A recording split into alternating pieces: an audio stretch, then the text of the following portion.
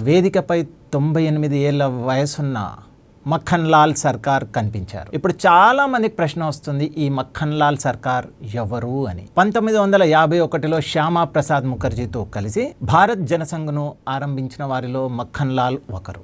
ఆర్ఎస్ఎస్తో కలిసి జనసంఘ్ నిర్మాణంలో కీలక పాత్ర పోషించారు.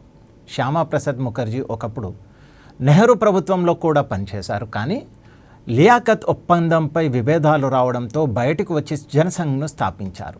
ఆ ప్రయాణంలో మక్కన్ లాల్ సర్కార్ ఆయనకు అతి సన్నిహిత సహచరుడయ్యాడు. ఆయన సిలిగురికి చెందినవారు. సులభంగా చెప్పాలి అంటే పంజాబ్లో జనసంఘ్ లేదా బీజేపీకి చెందిన అతి వృద్ధ కార్యకర్తల్లో ఆయన ఒకరు. మోదీ గారు ఏం చేశారు అంటే మక్కన్ లాల్ సర్కార్ గారిని శాల్వాతో సత్కరించారు. తర్వాత ఆయన కాళ్ళకు నమస్కారం చేశారు. ఆ క్షణం మొత్తం సభలో ఒక భావోద్వేగ వాతావరణం కనిపించింది. నిజంగా ఆ సమయంలో అక్కడ ఒక ప్రత్యేక ఆత్మీయత కూడా కనిపించింది.